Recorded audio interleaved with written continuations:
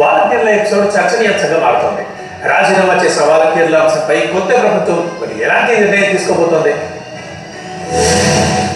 ఎన్నికల సమయంలో రాజీనామా చేసిన వాలంటీర్లు ఇప్పుడు ప్రభుత్వం మారడంతో రోడ్డెక్కి ఆందోళన చేస్తూ ఉండడంతో హాట్ టాపిక్ గా మారింది.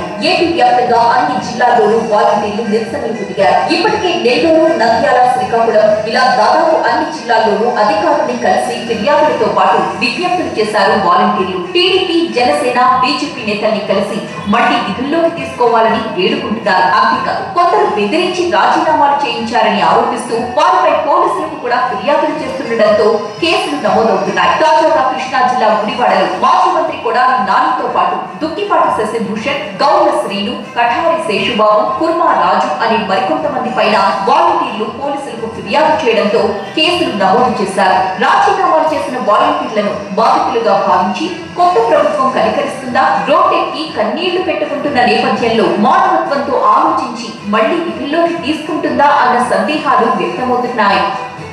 నేను మీ ఎంవి నాయుడు. గత ప్రభుత్వంలో ప్రజలకు, ప్రభుత్వానికి వారధిగా నిలిచిన వాలంటీర్లు గ్రామ వార్డు సచివాలయంలో ఉండేవారు. కులమత ప్రాంత రాజకీయాలకు అతీతంగా గడప గడపకు చేరుకున్న వాలంటీర్లు రాష్ట్ర సర్వతోముఖ అభివృద్ధిలో మేము సైతం కదం తొక్కారు. నిస్వార్థ ప్రజాసేవలో క్రమశిక్షణతో పనిచేసి సేవా సైనికులై ముందడుగు వేశారు. ప్రతి నెల 1వ తేదీన ప్రొద్దున్నే అవ్వాతాతలకు పింఛన్దారుల దగ్గరికి వెళ్ళి ఆప్యాయంగా పలకరించి పింఛన్లు అందజేసేవారు. అంతేకాదు ఇలాంటి అనేక సంక్షేమ ఫలాలను ప్రజలకు గడప గడపకు చేర్చడంలో కీలకంగా పనిచేసేవారు. వీరెవరో కాదు, వాలంటీర్లు, స్వతంత్ర సేవకులు. కరోనా సమయంలో అయితే వాలంటీర్లు సేవ విలువ కట్టలేనిది. ఇంతవరకు బాగానే ఉంది. వైఎస్ఆర్సీపీ పార్టీ 2024లో అధికారంలోకి వచ్చి ఉంటే ఈరోజు వాలంటీర్లు పడే చర్చనీయ అంశం ఉండేది కాదు. అయితే అసలు కథ ఇక్కడే మొదలైంది. మొన్న జరిగిన గత ఎన్నికలలో టీడీపీ ప్రభుత్వం అధికారంలోకి వచ్చిన తరువాత ఈ ప్రభుత్వంలో ఒక కొత్త సవాలుగా ఏర్పడింది వాలంటీర్లు. ఎందుకంటే వీళ్ళు సేవకులు కాదు, వైఎస్ఆర్ కాంగ్రెస్ పార్టీకి మాత్రమే సేవకులు ఉంటున్నారు ఇప్పుడు ఉన్న ఏపీ ప్రభుత్వం, టీడీపీ నాయకులు, కార్యకర్తలు.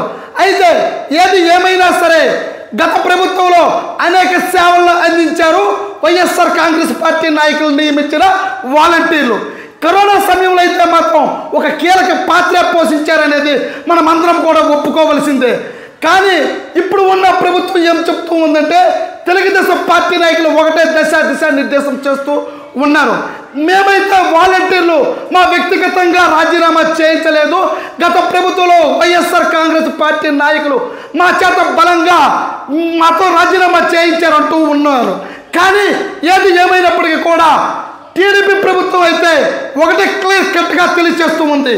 మీరు ఎవరైతే మిమ్మల్ని బలవంతంగా మిమ్మల్ని రాజీనామా చేయించారో వాళ్ళ చేత వాళ్ళ మీద కేసులు పెట్టండి, మీ గురించి మీ భవిష్యత్తులో మేము ఆలోచిస్తామంటుంది ఇప్పుడు ఉన్న ప్రభుత్వం. ఏది ఏమైనా సరే మమ్మల్ని విధుల్లో తీసుకోండి అంటుంది. కర్రో మొర్రో అంటున్నారు వాలంటీర్ల వ్యవస్థ. ఏ ప్రభుత్వం అయినా సరే ఒకటే అడుగుతూ ఉన్నారు రాష్ట్ర ప్రయోజనం నుంచి.